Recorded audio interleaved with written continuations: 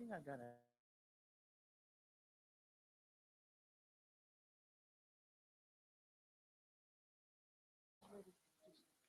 The plastic needs to be taken out. So after talk?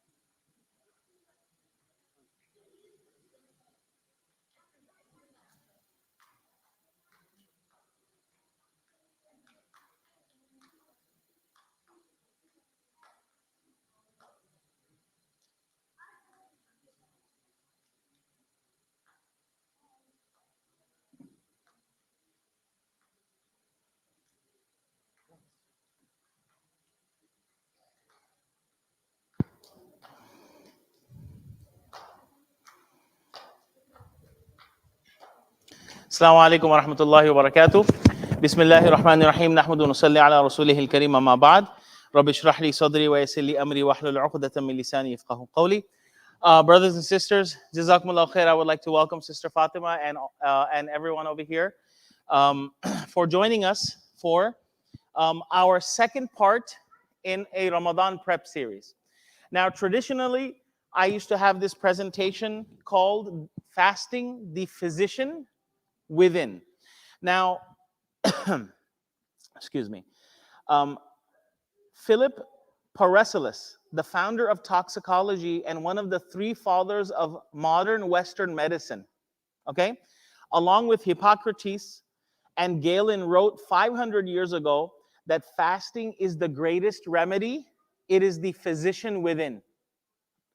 And this quote of his is what inspired me to create all of my Ramadan prep series with this within phrase. So fiqh is the mechanics within. The tarbiyah aspect, the good habit building aspect, the tarbiyah within. Fasting is a way to cleanse one's soul. That is the tazkiyah within. So the purification within, the discipline within, the mechanics within, and the physician within. Fasting is something that has been used for thousands of years as the most ancient and widespread therapies and healing traditions in the world of medicine. All right? Hippocrates said that food should be our medicine, or medicine should be our food, but to eat when you are sick is to feed your sickness. So there was always hunger. Putting the body through hunger was something that was always viewed in a positive light. Benjamin Franklin, one of America's founding fathers and renowned for wide knowledge in many areas, once wrote about fasting: the best of all medicines is resting and fasting. Brothers and sisters, it is our aqidah that as Muslims we believe and accept and understand that everything Allah subhanahu wa ta'ala has told us to do, whether it's ritual worships or in the code of living life, and whatever Allah subhanahu wa ta'ala has commanded us to stay away from, everything that is haram, in action and in consumption, all of these things collectively are with the best interest of our bodies in mind as well. All of these things. So fasting is a way, an opportunity from Allah subhanahu wa ta'ala to be able to reset our bodies. Fasting is something that has been a part of all major religious traditions, starting from the beginning prophets. But as far as Judaism is concerned, Christianity is concerned, fasting has definitely been a part of the history of mankind. And it is this reason that Allah subhanahu wa ta'ala highlights it. كُتِبَ عَلَى الَّذِينَ يَا أَيُّهَا الَّذِينَ آمَنُوا كُتِبَ عَلَيْكُمُ الصِّيَامُ كَمَا كُتِبَ عَلَى الَّذِينَ مِنْ قَبْلِكُم. Just as it was prescribed for those before you. This is a point that Allah subhanahu wa ta'ala chose to highlight. So, inshallah, to further go into the discussion about how to maintain the health aspect of our beings, we have invited Sister Fatima Tai. She is a registered and licensed dietitian with a certificate of training in weight management. Sister Fatima has over 12 years of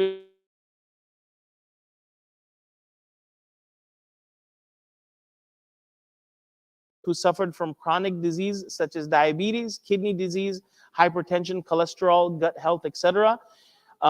And we are very fortunate to have Sister Fatima Tai in our presence, inshallah. And I will open up the discussion to her.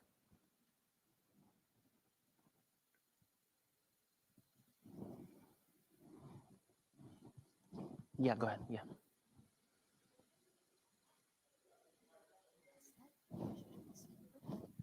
Yeah. Or go over the which topics we're going on, overview of the topics. Yeah.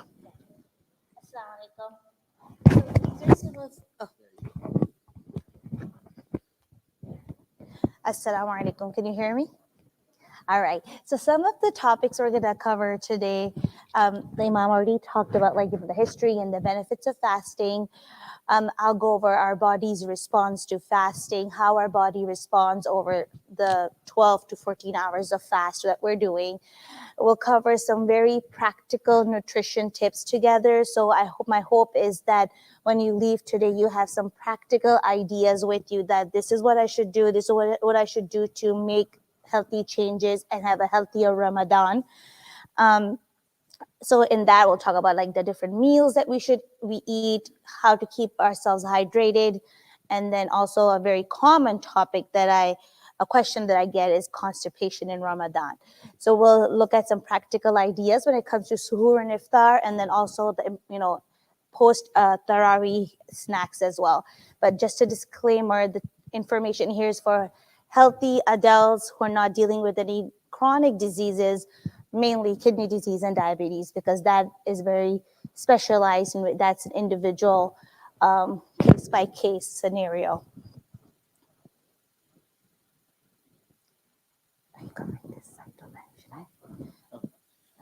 So the Prophet ﷺ has said there are two blessings in which many people do not make the most of and lose out: good health and free time.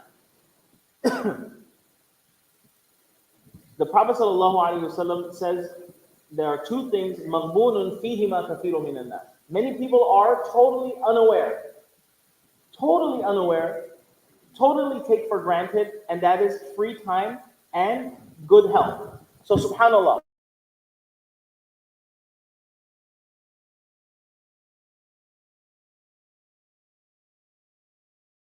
obligation. And as-siha, good health. Good health also facilitates in that. So it is a responsibility upon us as Muslims to maintain the good health of our physical bodies, the vessels that Allah subhanahu wa ta'ala has given us, and to utilize that to worship Allah subhanahu wa ta'ala and get closer to Him better and stronger. Another hadith of the Prophet sallallahu alaihi wasallam, the Prophet sallallahu alaihi wasallam has said, "Igtanim khamsan qabla khamsin." Ghanima is treasure that you come across. So use this treasure, take your treasure from 5 things before another 5 things come that will take away these 5 things. And the Prophet ﷺ has said that shababaka qabla haramik, your youth before you become old, before your body becomes more and more in need of your attention, before its movements start to get restricted. It's not just about age. It's talking about decline in health, the limitations that come with age. Also, your health before your sickness, your wealth before your poverty, your time before you get busy, and your life obviously before your death. So for us to be cognizant of how we treat our bodies, this is a fulfillment of the amana that Allah subhanahu wa ta'ala has put upon us.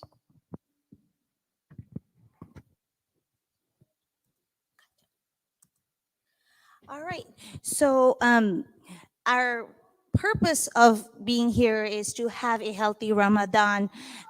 What do we want in Ramadan? And generally, we want to become closer to Allah, do more ibadah, do extra worship. So the purpose is to what can we do? What are the right foods and the nutrients we can put in our body so we can do that extra ibadah and become closer to Allah. So that is the reason of this presentation. We're not trying to like lose weight through this. Yeah, you may achieve that, but we're not. That's not the main purpose to lose weight or gain something extra when it comes to like physical strength. Yes, but we'll talk about all of that too, but the main purpose is to eat healthy so we can have the energy that we need to worship Allah subhanahu wa ta'ala in this month and become closer to him.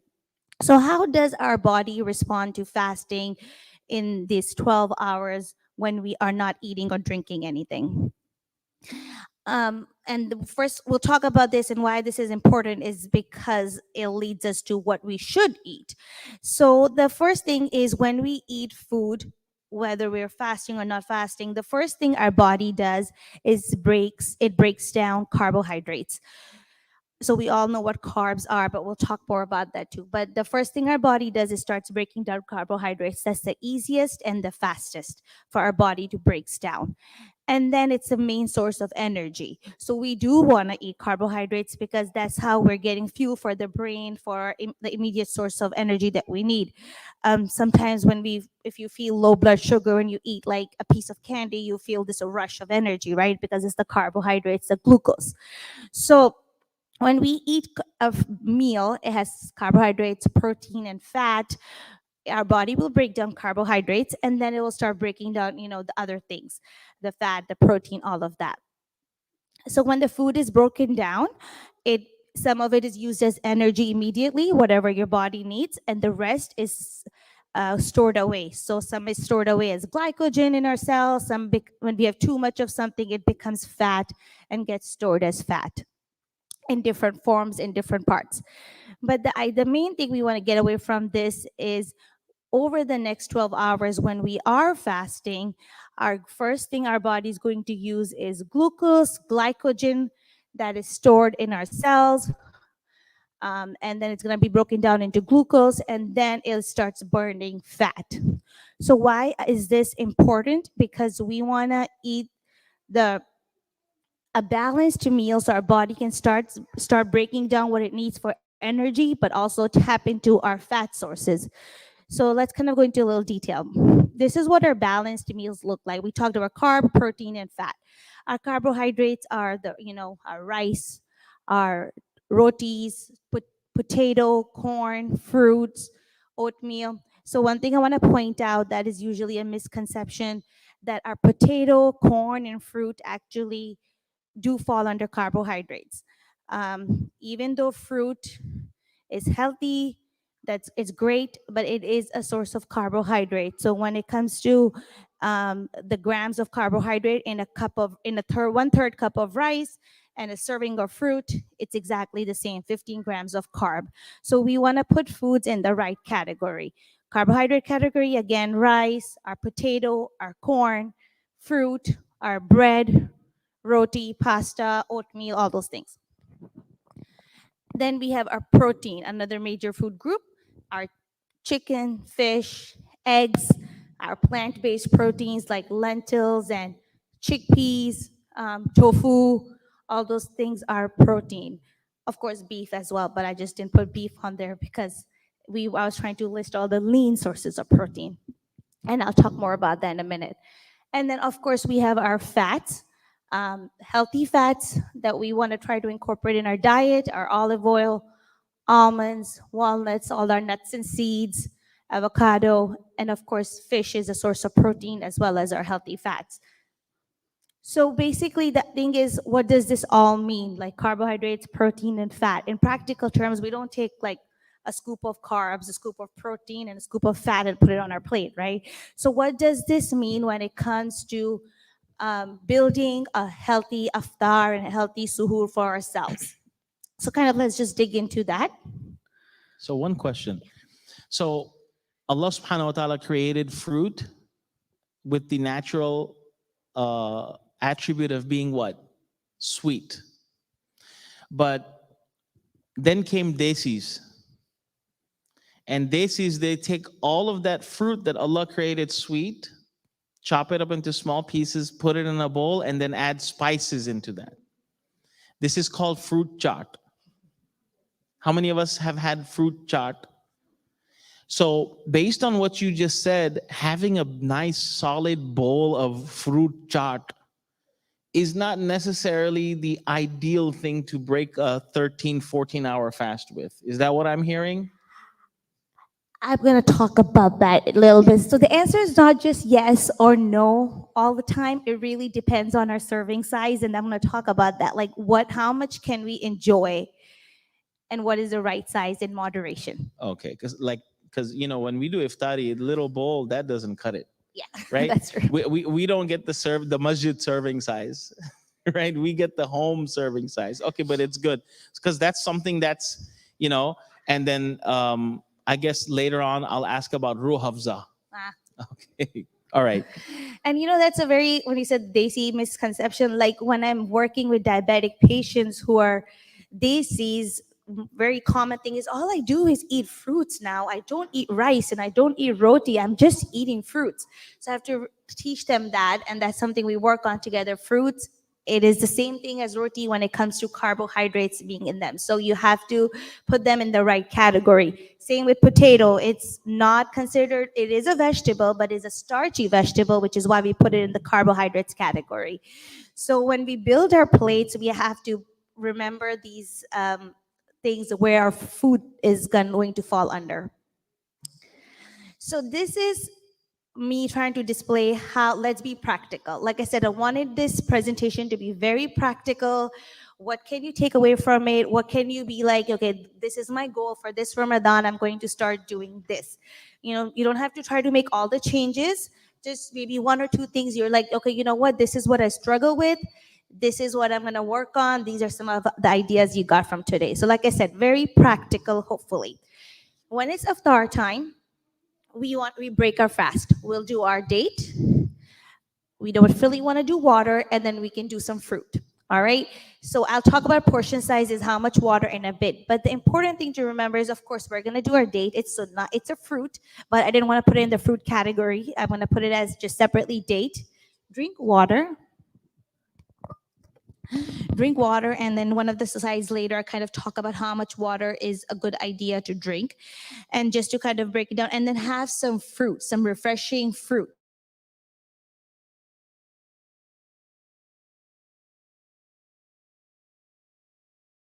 Serving size is different. So for example, you can have like a half cup of blueberries, or you can have a medium apple, but I would recommend have those fruits that are high in water content. So watermelon, berries, strawberries, those are some good ones. But we want to break our fast with date, water, and fruit. And then we want to pray salah.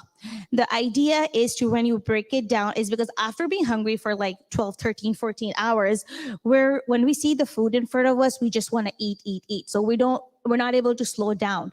So what this will help us do, this is what I encourage, is break your fast, water, your date, some fruit, take a break, pray your salah, and then go back to eating dinner. By that time, what you did eat, you've put in your body, you've gotten some energy. You now, when you sit down for dinner, you'll be able to think through mindfully that let's figure out how much can I eat? How much do I need to eat? But when we're just sitting there and like eating, when we're hungry, we can't stop ourselves because we're just starving. So that's why it's really important to kind of break it down into break your fast, have your fruit, your date, your water, and then pray your salah, and then go into having your dinner. What you want to do with your dinner is to make your plate look like this, as close as possible. So when you want to put half of your plate, you want to make it non-starchy vegetables. So I want to emphasize non-starchy because there are two types of vegetables. Starchy vegetables are potato, are corn, sweet potatoes, green peas. Those are the starchy vegetables, and they're starchy because they have the same amount of carbohydrate as rice or roti, bread, all of those things. So we want to eat non-starchy vegetables, and there's a whole list: okra, okra, tomatoes, onions, green beans, broccoli, cauliflower. There's a whole list. So I usually tell my patients, okay, just Google non-starchy vegetable, and I'm sure you can find something you would like, even like a nice bowl of salad, like romaine with some, or what's tabbouleh, yeah. I mean, if you don't have the lentils in it, it's a nice, refreshing, non-starchy vegetable source. So you want to put non-starchy vegetables on your plate.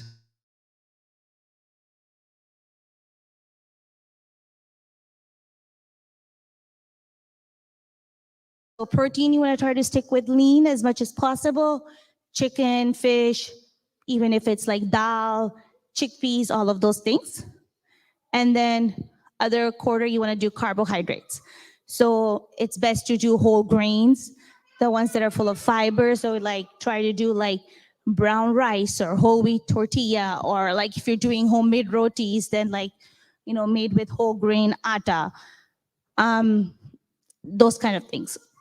So that's hopefully the breakdown, and then I'll go into it further. So two comments.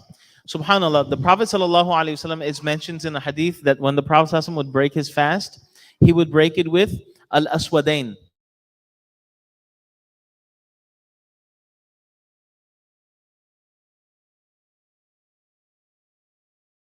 One color takes over when you're mentioning two things. Water has been referred to also as the black item. Or some explain that because at Maghrib time it's dark, it's not necessarily lit, so the water looks dark.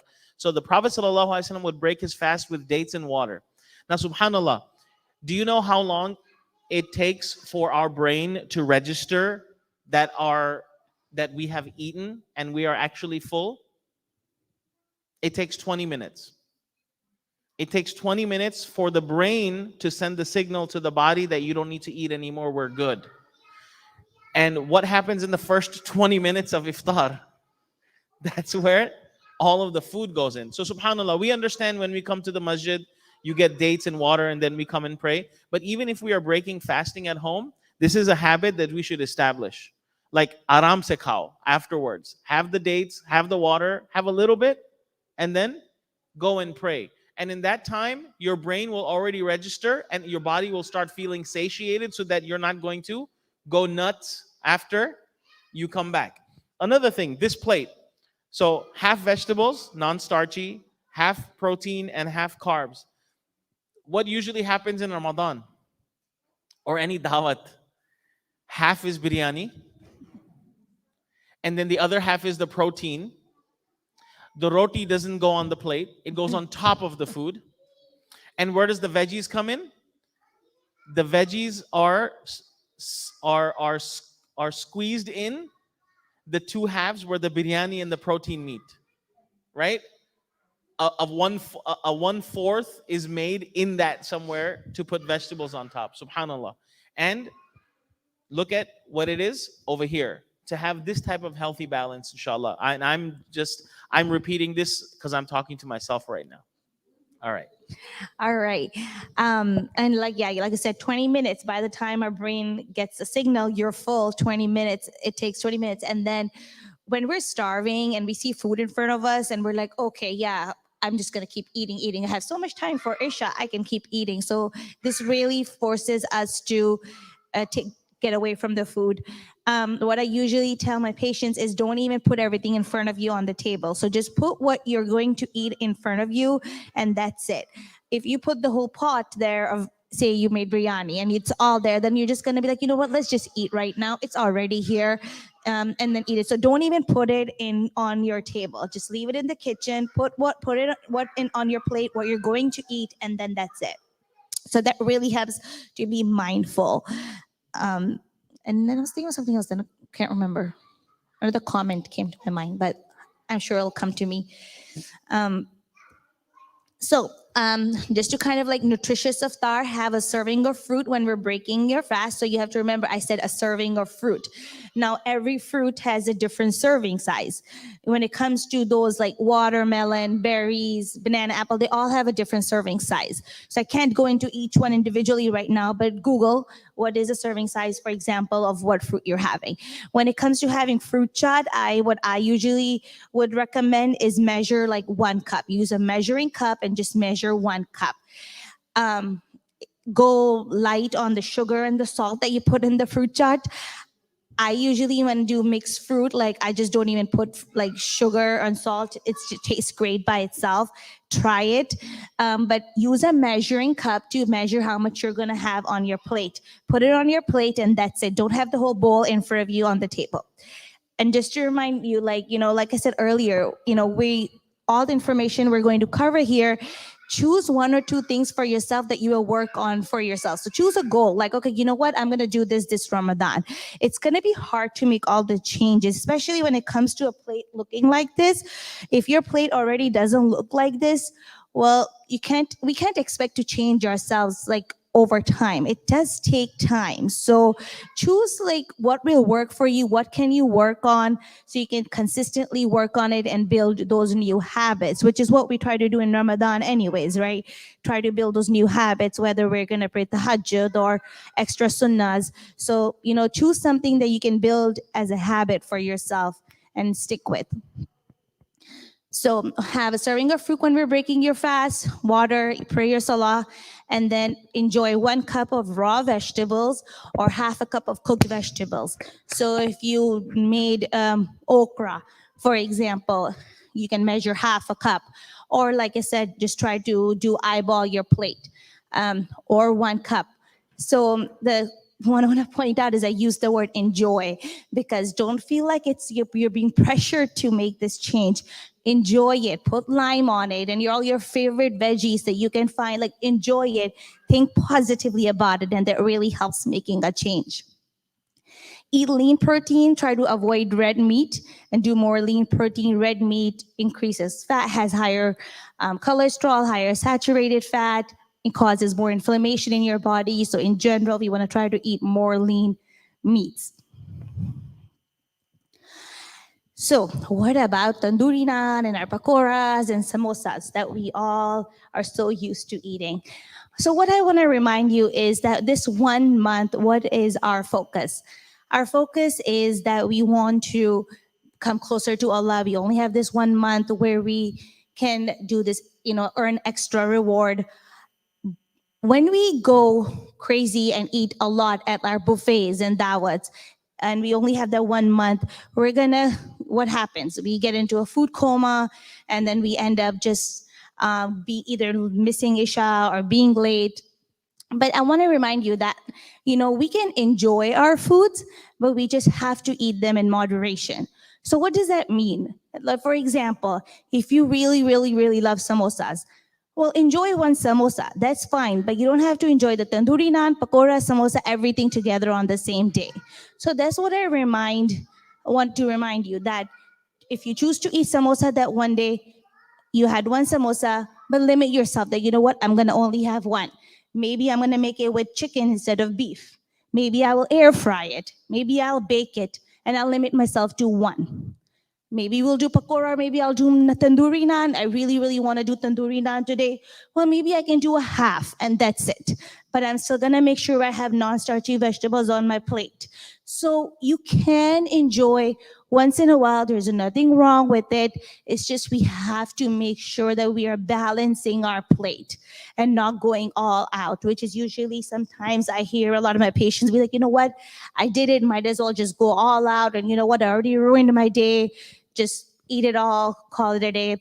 But I remind you that, okay, you only have 1 month to get, of this Ramadan, this holy month. So, slow down and think, okay, I want to prevent a food coma. When you eat too much, what happens? we feel sluggish, we feel tired, we're sleepy, we might get late for salah, and we only have 1 month to do this. So what is more important right now? So Imam Ghazali rahimahullah, he mentions a very deep point about eating a lot after Maghrib. Imam Ghazali says the reason why we're fasting is to curb our nafs, right? It's to curb our desires. It's to suppress our nafs. On a regular given day, when you feel hungry during lunch, are you like crazy about it? Is your nafs crazy about lunch every single day?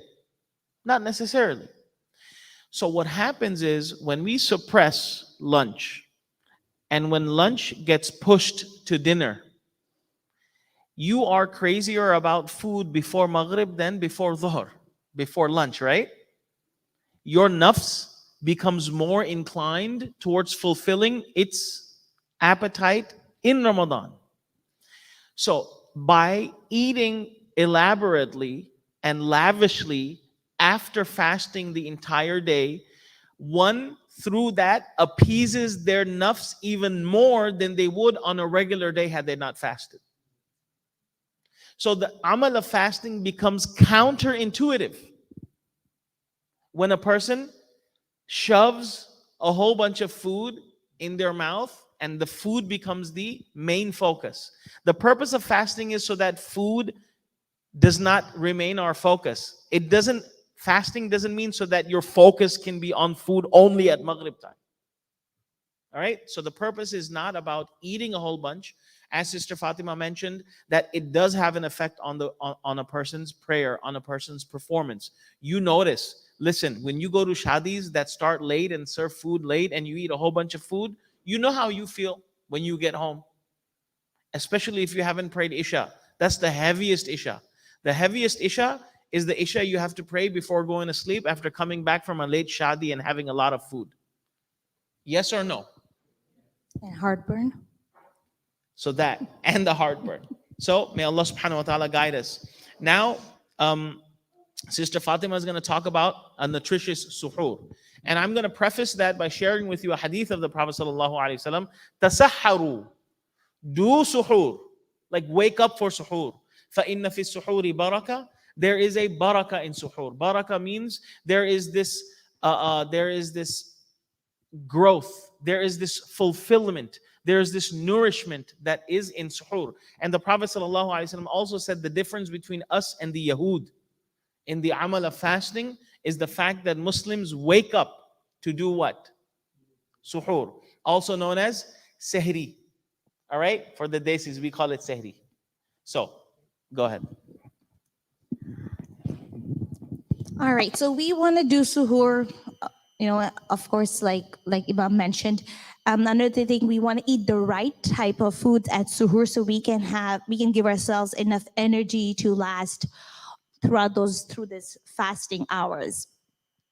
We want to avoid being lethargic. We don't want headaches. We don't want to feel irritable. And of course, in the beginning of the month, it takes time to adjust, but we still want to make sure we give our body the right food so we can have the nutrients that we need to have a healthy Ramadan and be able to worship Allah. So eat a balanced suhoor with a variety of food groups, and we'll talk about that in the next slide. I'll give you some really practical examples. But two things I want to make sure that you want to mention is like carbohydrates filled with fiber. So choose those carbohydrates that are high in fiber, and protein source. So for example, carbohydrates, oatmeal is a great source of carbohydrate. It's whole grain, it has a lot of fiber, it fills you up. So that's the important part, is fiber is going to fill you up. So we want to choose those carbohydrates that have high in fiber. Our oatmeal, our whole grain bread, barley, those kind of things. But we want to make sure we also have protein, not just carbohydrate, but protein as well. So we'll take a look at how some practical examples that I feel like most of our Desi households we eat for suhoor. So let's dive into our some of the ideas. Egg with cooked with lots of vegetables. So if you can do like an omelet with like onions and tomatoes and everything like that, that's awesome. Just try to use a little bit of oil. We don't want to use too much oil, just because of course we're trying to be healthy, and a lot of oil is going to make you thirsty as well. So slice of whole wheat toast with it. So the idea is to eat 100% whole grain toast, or even if it's a tortilla or homemade roti, just make sure we're using 100% whole grain so we can get all that fiber. A cup of skim milk, that's a good source of protein, and then a serving of fruit. So this is an idea, and I'm not sharing like too much serving size here, because serving size depends on the individual. If you it depends on the individual. It's very individualized what serving size works for you. But this is just for an average female or average male, it should probably work. Another thing is, if you want to do some kind of a tortilla wrap, you can cook some scrambled eggs in a whole wheat tortilla with some veggies, so like spinach and red peppers, and tossed with a little bit of salsa, a cup of milk, skim milk, and serving of fruit. Another idea is a cup of oatmeal. So cook some oatmeal. Try to stay away from those packet ones that have a lot of added sugar. So try to go with the plain, like Quaker Oats, steel cut or old fashioned, whatever it is. But those the packaged ones, if they have a lot of added sugar, we want to avoid those. You want to add some almonds, some raisins, some cinnamon powder. You want to pair it with some boiled egg, which would be a good source of protein, and a serving of fruit. Another thing, if we like to do like desi stuff like keema and all those things, that's great. I do that too sometimes, but instead of beef, I'll use chicken. So like make chicken keema instead of beef keema. And then of course have your whole wheat roti with your fruit. Something what I do sometimes as well is I make overnight oats or like homemade smoothies to add to my breakfast. So for example, I'll eat my egg and my roti, and then I'll add like my overnight oats. My husband and I will just split it. So that kind of adds a more like easier way of adding more fiber and fruits. Next slide, hydration. So we want to try to stay away from sugary drinks. We get such like small amount of time to eat and drink. We want to take advantage of it and eat and drink the right things so we can have a healthy Ramadan, so we can worship Allah. So try to drink as much water as possible and stay away from sugary drinks. If you must have those sugary drinks, try to limit them to maybe 2 times a week. So it doesn't have to be every day. I do tell my patients, okay, I can't take it completely away from you. It's not going to work. If I say you can't have it anymore, you're probably just going to want it more. So instead of quitting completely cold turkey, which can be very hard, let's be realistic. I want you to, maybe take a step back. Okay, you're used to doing it every day. Maybe you're going to do it only on weekends. So maybe you'll drink your ruafza only on Saturday and Sunday. Well, that's a step getting closer to being healthier. So make goals for yourself that are realistic, that you can actually do. And rather than being, okay, you know what, I'm going to cut it out completely, but mid-Ramadan comes and then you can't handle it anymore, and then you're going to have it all the time. You know what usually helps how many of us have to have a Coke? Have to have like a Coke. No, Diet Coke. Alhamdulillah. All right, preaching to the choir, move on. But if you know someone who has a serious problem with like needing that fizzy drink, then go with the mini can. You know the mini can?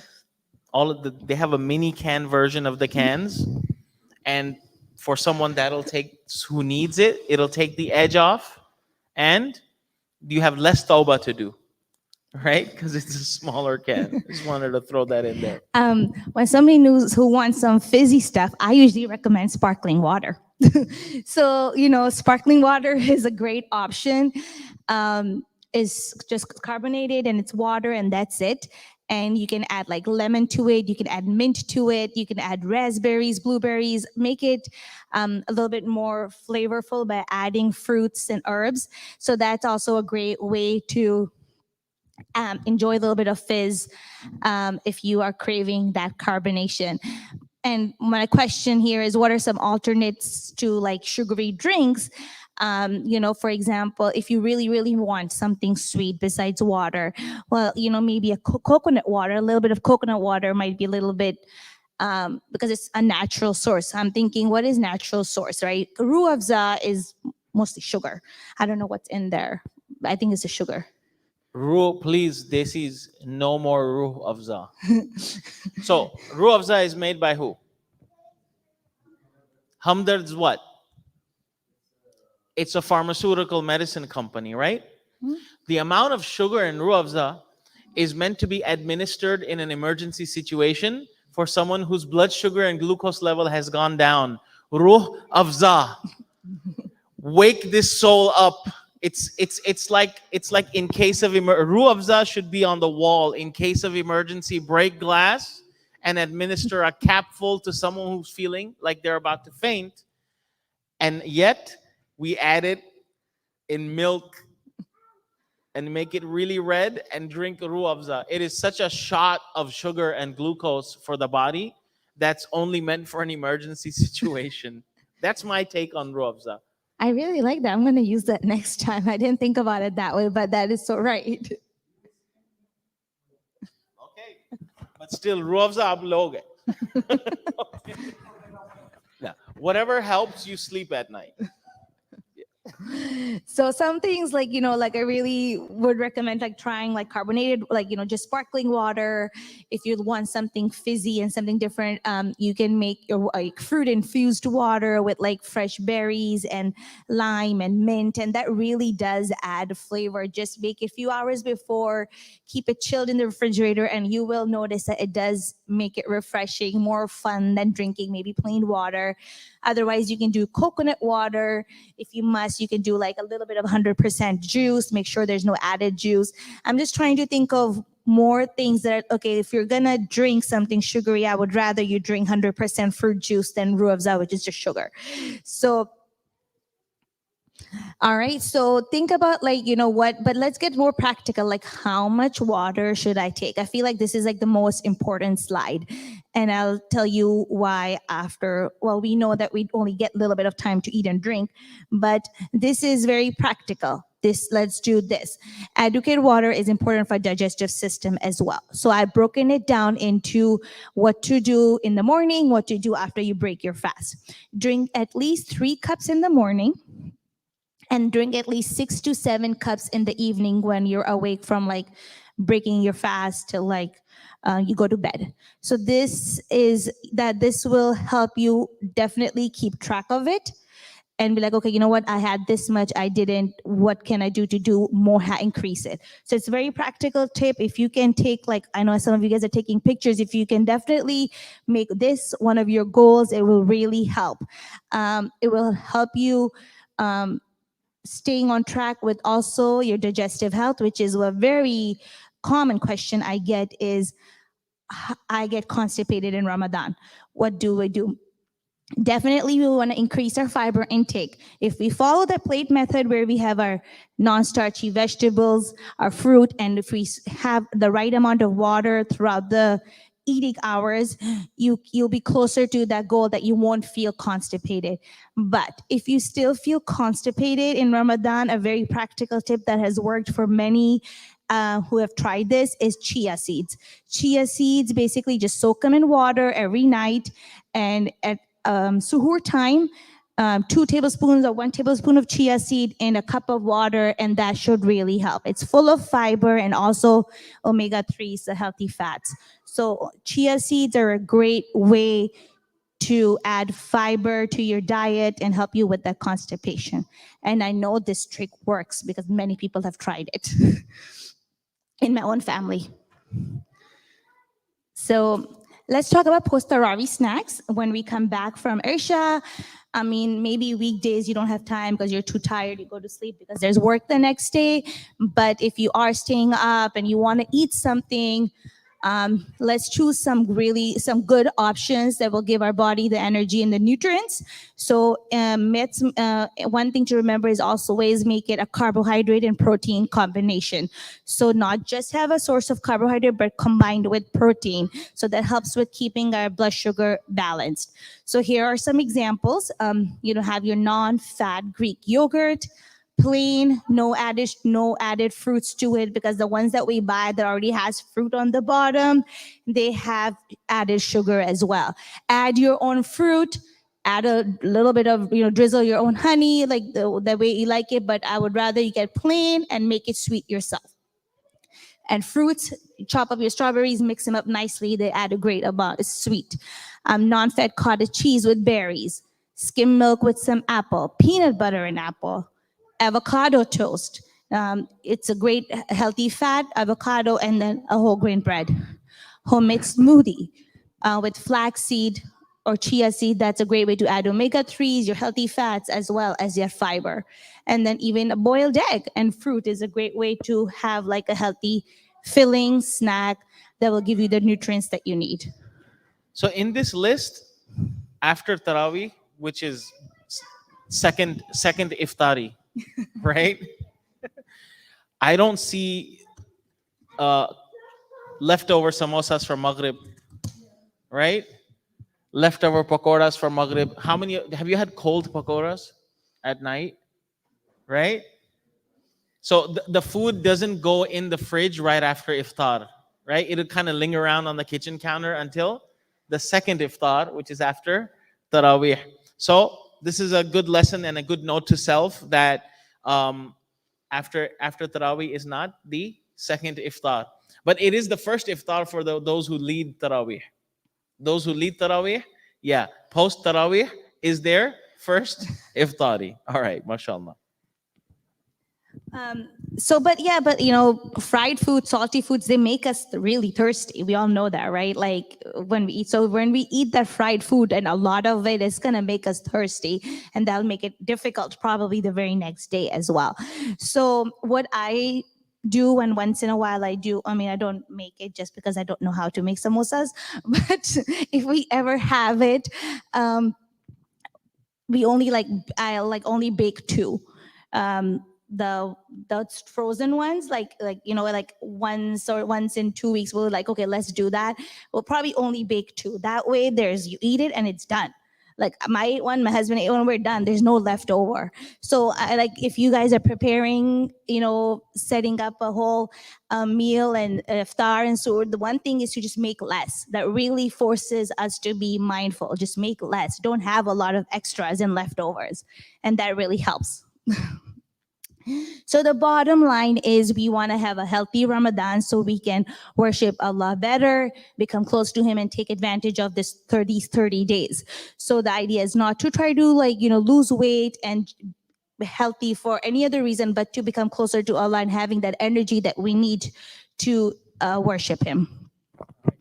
Um, are there any questions?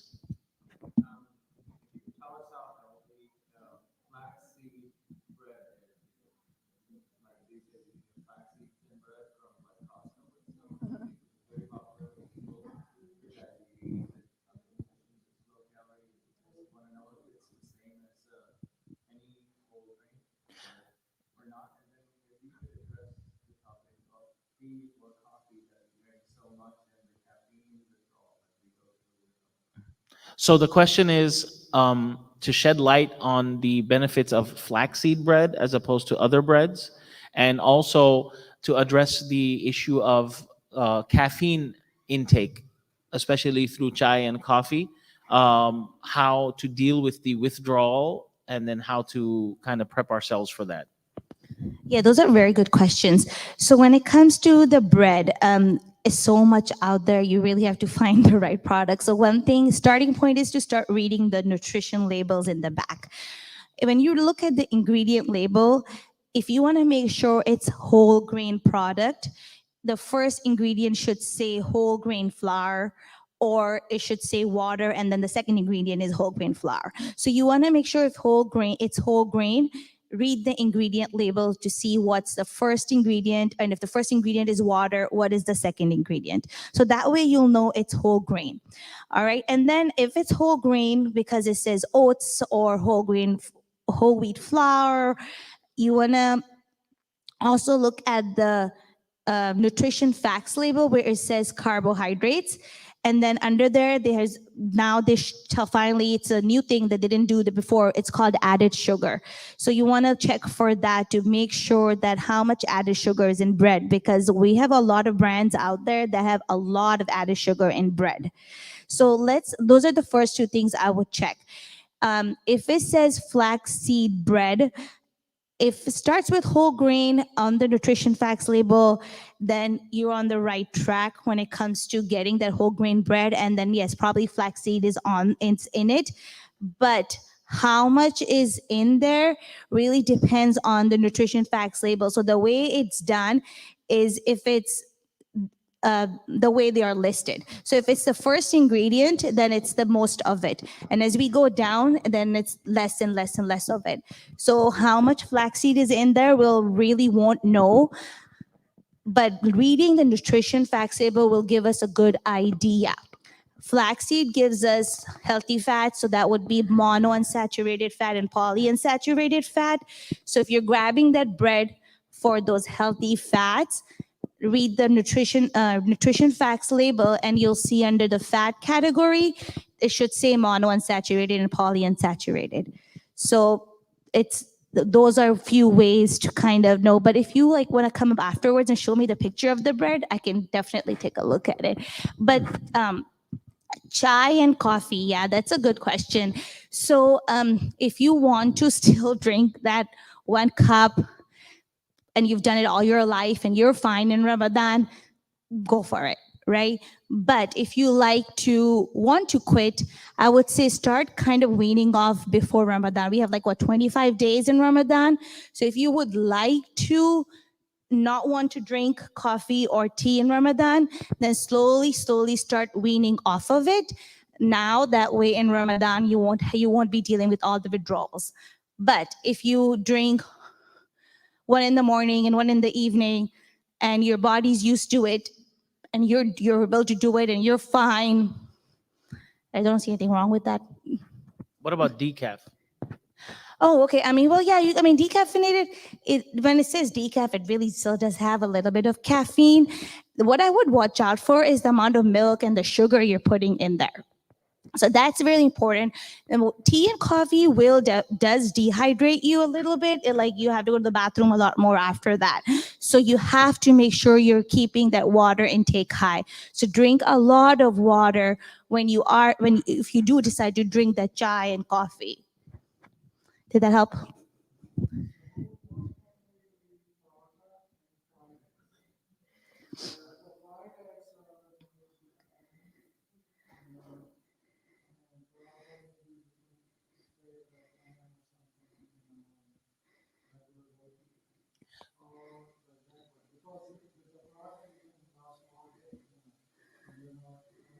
Do you want to know the real answer, or do you want to hear what you want to hear? The question is,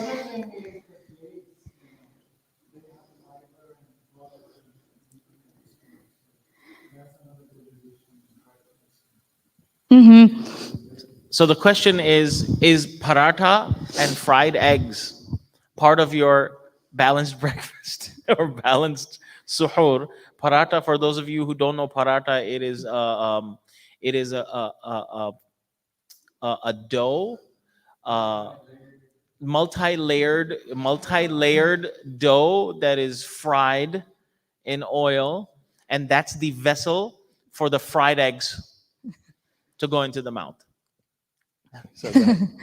I'll answer the second question about the dates. You said dates are full of fiber. And dates. What are dates? Is a fruit, right? It is a fruit. So when we have fruit for breakfast, which I do recommend, I have and on these sample menus that have a fruit. You can have a date. That's completely fine. Or even when I make my smoothie or quick overnight oats, I do slice up some dates in there and put it in there. So it's a great way to add some fiber natural sweetness, and then of course, get their fruits. But we have to watch out for the serving. That's the key. So you question about suhoor. All right. So okay, so when it comes to paratha, my opinion would be, if you have to eat it once in a while, it is a lot of carbohydrates, right? So you get your paratha and it is a lot of oil. If you can cut down on it, the oil, that's great. But it's still high in carbohydrates. That means you might feel full and you won't even have energy or space in your stomach to eat your fruit or your drink that milk or anything else. So we want to make sure we can have a balance, which is why we want to have a variety of everything. So if only paratha and that fried egg is suhoor, well, are you able to get your fruits in it? First of all. Secondly, it's such a big serving that you might be very sleepy afterwards. It has a lot of fat in it, which is going to make you more thirsty. And then you're going to stop eating in like few minutes and then you'll be thirsty. They come with salt as well, which will also make you thirsty. It's not whole grain. I don't think I've ever come across a paratha that has whole grain.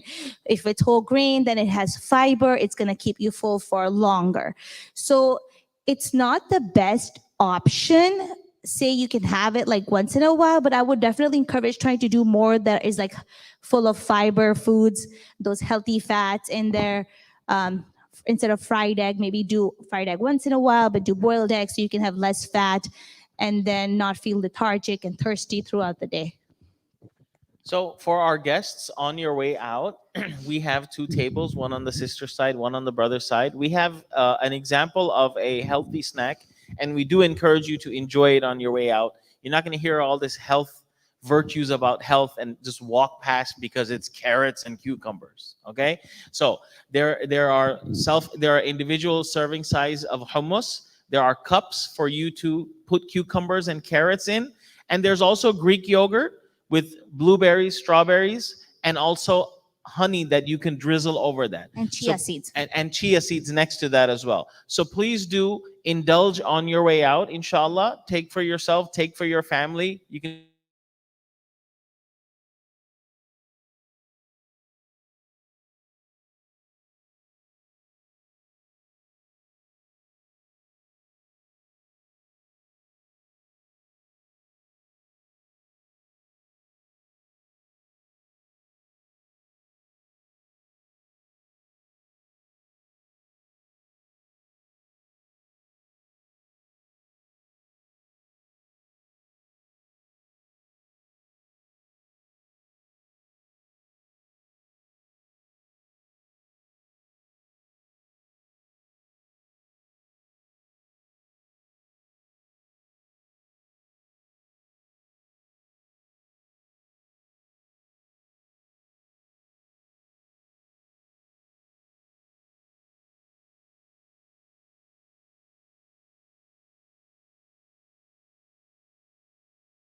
out the whole day will be more than if you had that same amount of food before you went to sleep and you skipped suhoor. So there is a barakah. There is a divine barakah that Allah subhanahu wa ta'ala has placed in the food that is consumed, that is called suhoor, when we wake up for it in the month of Ramadan. Ladies and gentlemen, please give a warm appreciation and thanks to Sister Fatima Tai, who has come over here and shared her knowledge. We ask Allah subhanahu wa ta'ala to continue to bless her and her family. And for those of you who would like to, for those of you who would like to further consult, or if you have any personal issues, I would definitely recommend you to visit her on her website, DallasDietitian.com. Okay, DallasDietitianNutritionist.com. Yeah, can you open your laptop? So, and she's also on Facebook and Instagram and all of these platforms.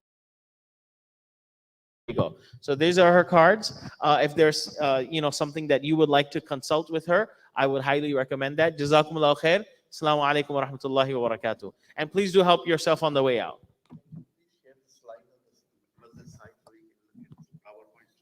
Okay, inshallah, we'll figure out. Yeah, we'll figure out how to On do your that. website, you do have these, the what you mentioned right now? No, that's not on the website, but I think they can share it on Yeah. somehow. Yeah, with it. We'll put it, inshallah. We'll figure out how to upload it. And Thank you, sister. Thank you. Thank you. Sister, about the proteins, um, I understand that dolls have the protein. Does all the dolls or no? Yeah, no, that's a good question. All the dals have protein. Dal is a combination food. It has carbs and protein both in it. So it's a great source of, fiber, and then we also get protein with it. So we just have to make sure we're balancing it with the right amount of rice with it or roti with it. But all dals will have protein, yes. Oh, okay. Yeah. So we don't have to eat meat before You, you die. you, yeah, you actually don't. If you have like a little bit of rice, like say 1/3 cup of rice and like a cup of dal and lots of veggies, that's a pretty nice meal. Okay. Exactly.